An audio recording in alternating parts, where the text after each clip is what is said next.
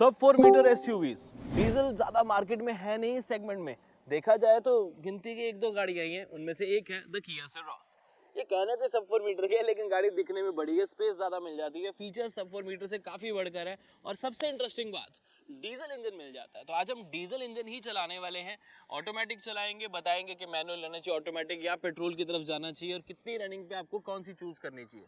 So hello friends, welcome to the Car Guide. My name is Rishabh and today we are driving the all new Kia Ceros, जिसमें हम diesel के बारे में specifically बात करेंगे। But अगर आपका मन ऑलरेडी बन चुका है, पेट्रोल लेना चाहते हो, मैनुअल लेना चाहते हो, तो अलग से वीडियोस ऑलरेडी अपलोडेड है, चेकआउट करना ना भूले एंड फॉलो कर ले, सब्सक्राइब कर ले, because we are the only media channel जहां पर आपको टॉप वेरिएंट के रिव्यूज विद द कंपनीज तो मिलते ही मिलते हैं, वेरिएंट्स भी मिलते हैं, इसके बहुत जल्दी अपलोड हो रहे हैं, सब्सक्राइब कर लो, और इंटरनेशनल गाड़ियों के बारे में भी पता लगता रहता है, तो इस बात पे सब्सक्राइब तो बनता है। Now let's begin with the all new किया सेरोस, द डीजल ऑटोमेटिक। डीजल में जैसे ही आप बैठोगे ना, आपको एक चीज़ पहले रियलाइज़ हो जाएगी कि थोड़ी सी नॉइजी तो है, और एक फील आती है टर्बो वाली और इंजन वाली भी। कईयों को ये आवाज़ अच्छी लग सकती है, but to be very honest थोड़ी देर बाद एनोइंग भी हो सकती है। अगर आप थोड़े एक प्रैक्टिकल साइलेंट कैबिन पसंद करने वाले पर्सन हैं, तो थोड़ी सी आपको इंजन की आवाज़ परेशान हल्की सी कर सकती है। सही मायने में देखो तो कैबिन इंसुलेशन सेल्टोस क्रेटा उनमें बेटर हुई है इसके कंपैरेटिवली। कंपनी तो कह रही है एनवीएच लेवल्स पे पूरा अच्छे से काम किया है, बट अभी भी आवाज़ अंदर आती है, जो कईयों को अच्छी लगेगी, कईयों को थोड़ी सी एनोइंग लग सकती है। लेकिन 250 न्यूटन मीटर्स का टॉर्क, वो 100% हर किसी को पसंद आएगा। स्पोर्ट्स मोड पे अभी हमने इसको स्विच किया हुआ है, और एक रोरिंग फील आती है, एक स्पोर्ट्स कार का टर्बो इंजन वाली फील आती है। I love this engine. पहले लाइक कहने लगा था, बट फिर मैंने कहा नहीं यार, इसको तो आई लव कहना बनता है। This is a really good engine. 20-25 lakh के नीचे इससे बढ़िया इंजन और नहीं मिलेगा आपको डीजल में। इनफैक्ट मेरे को 2 लीटर का जो क्रियोटेक इंजन आता है ना, बहुत गाड़ियों में यूज होता है, बट ये ज़्यादा बढ़िया लगता है। इसमें ना एक सिलेंडर्स की आवाज़ आपको पूरी फील होती है। 4 सिलेंडर्स है, बट आवाज़ पूरी आएगी, और उसका वाइब्रेशन भी महसूस होगी, बट बहुत माइनर। लेकिन इस इंजन की सबसे खास बात पता है क्या है? जितनी आवाज़ करता है उतनी पावर देता है। खोखला इंजन नहीं है, यानी कि ऐसा नहीं कि आवाज़ करी जा रहा है और पावर दे नहीं रहा। वो यूजुअली नेचुरल एस्पिरेटेड इंजन जब थोड़ी कंपैरेटिवली बड़ी गाड़ियों के साथ लगा दिए जाते हैं, तब दिक्कत आती है। बट शुक्र है इसमें 1.2 लीटर का नेचुरल एस्पिरेटेड नहीं दिया। हाँ, बट मुझे लगता है कि यार एक मैनुअल ट्रांसमिशन डीजल चलाने को मिल जाती तो मज़ा आ जाता। टॉप वेरिएंट में होना चाहिए था कि नहीं होना चाहिए था? आप खुद बताओ, कमेंट करके बताओ। क्या टॉप वेरिएंट में मैनुअल ट्रांसमिशन होनी चाहिए थी पेट्रोल एंड डीजल की? मेरा मानना है तो हाँ भाई, होनी चाहिए थी। अच्छा, एक काम आपने और मेरा करना है, अपने फेवरेट कलर जो है ना वो कमेंट करके बताना है, और हमारी HT वेरिएंट की वीडियो चेक कर सकते हो, बिकॉज उसमें इंटीरियर कलर भी डिफरेंट है। वो मैनुअल ट्रांसमिशन है ऑफ पेट्रोल। तो अगर आप बेस वेरिएंट, मिडिल वेरिएंट लेने का सोच रहे हो, तो वो वीडियो आपके लिए परफेक्ट रहने वाली है। इस इंजन में ना एक फन टू ड्राइव एलिमेंट जरूर मिल जाता है आपको, बस वही 10-15 ईयर्स जो रजिस्ट्रेशन का पंगा है कुछ स्टेट्स में, वो, और दूसरा पैसे ज़्यादा पे करने पड़ते हैं। पेट्रोल के कंपैरेटिवली टैक्सेस और इंजन साइज़ बड़ा होने की वजह से 80,000 से 1 लाख रुपीज़ इसका प्राइस एक्स्ट्रा आएगा। जब अभी गाड़ी चला रहे हैं तो प्राइस नहीं आए हैं, 1 फरवरी को प्राइस आएंगे, तो एक बार डिस्क्रिप्शन में आपके लिए उस प्राइस को लिख दिया जाएगा। बट आपके मन में क्वेश्चन पता है, डीजल को लेकर सिर्फ पावर ही नहीं, माइलेज की वजह से आप डीजल देख रहे हो, मुझे पता है। पहले ही बता दूं, 8 वेरिएंट पेट्रोल है, 5 वेरिएंट डीजल है, मैनुअल ऑटोमेटिक दोनों ऑप्शंस अवेलेबल है। डीजल के बेस वेरिएंट से ही सनरूफ मिलनी शुरू हो जाती है, HT के ऑप्शनल। बिल्कुल जो बेस वेरिएंट है HT के, उसमें डीजल नहीं आता, इस चीज़ का ध्यान रख लें।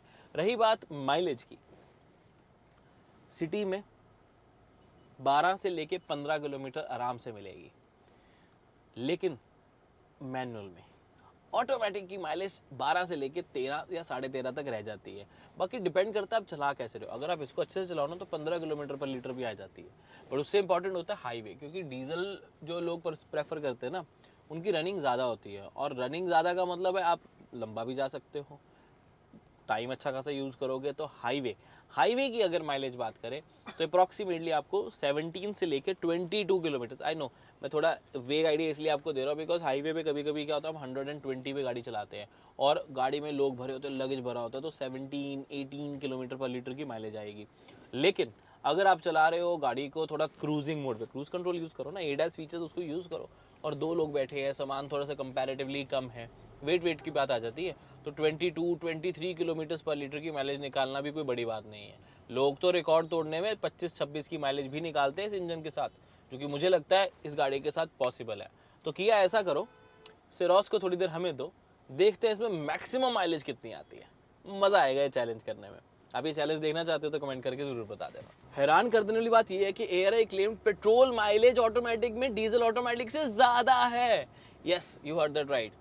और रियल लाइफ में इतना ज़्यादा नहीं। मैं देखो सीधी सी बात बताता हूँ, यस डीजल ऑटोमेटिक या डीजल मैनुअल भी उतनी इंप्रेसिव माइलेज नहीं दे पा रहे जितना कंपटीशन में मिल जाती है। तो इसलिए मैं बोलता हूँ पेट्रोल लेना एक बेटर ऑप्शन रहती है, एटलीस्ट सिरोस के केस में। तो हाँ, डीजल कस्टमर्स 40% के आसपास चल रहे हैं, बट थोड़ा माइलेज को फिर से कंसिडर करो मेरे दोस्त, फिर आप शायद पेट्रोल ही लेना प्रेफर करोगे। किया सिरोस में ADAS लेवल 2 प्रो मैक्स मिलते हैं। एडिशनल फीचर्स 2-3 मुझे बहुत अच्छे लगे। डायरेक्ट ऑन कमिंग ट्रैफिक मिलता है, यानी कि आगे से आने वाले ट्रैफिक को भी ये डिटेक्ट करता है और उसके अकॉर्डिंगली ब्रेक लगानी पड़े तो वो भी लगाएगा। ये फीचर सुनने में आपको बड़ा नहीं लगता, लेकिन है। मैं बताता हूँ क्यों। बिकॉज इस फीचर को एक्चुअल में यूज़ करने के लिए कंपनी को रेडार का रिस्पॉन्सिवनेस, रिएक्शन टाइम काफ़ी इंप्रूव करना था, इनफैक्ट कैमरे का भी, उसमें खर्चा लगता है। ठीक है, तो ये ADAS के जो सेंसर और कैमरा है ये ज़्यादा एडवांस्ड है, ताकि ये फीचर यूज़ कर पाए जिसमें तेज़ी से आने वाला या आगे से आने वाला जो ट्रैफिक है उसे भी प्रॉपरली डिटेक्ट किया जा सके और उसके अकॉर्डिंगली रिएक्ट किया जा सके। दूसरा फीचर आ जाता है इसका रियर क्रॉस ट्रैफिक अलर्ट। ध्यान रखिए कि रियर में अगर आप सपोज गाड़ी पार्किंग में है, रिवर्स कर रहे हैं, पीछे से कोई पर्सन निकल रहा है या गाड़ी निकल रही है, तो ये डिटेक्ट तो करेगी, ब्रेक भी लगाएगी। That's a very good feature.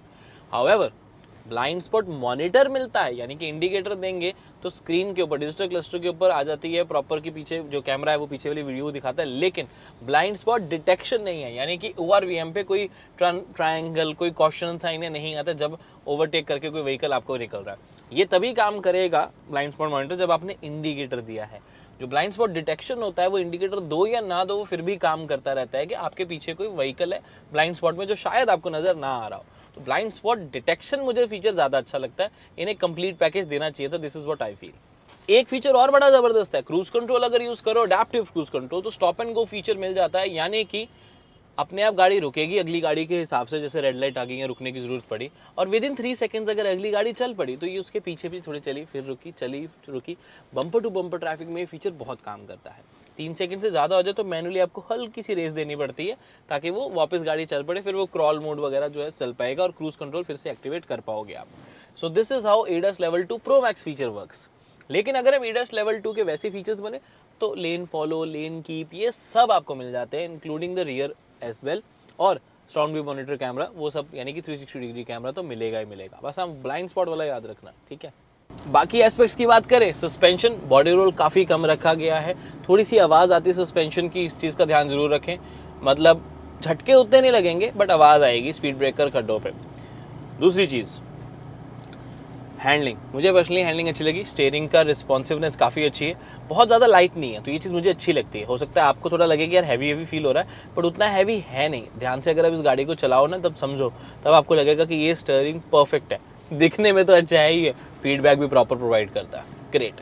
उसके अलावा विजिबिलिटी, राइट साइड बोनट बहुत इजीली विजिबल रहता है, डिपेंड करता है आपने सीट हाइट कितनी रखी है। लेफ्ट भी दिख जाएगा अगर आपने हाइट थोड़ी ज़्यादा रखी, जैसे मुझे अभी दिख रहा है, बट कई लोग थोड़ा सा लो ड्राइव करना पसंद करते हैं तो उनको नहीं दिखेगा।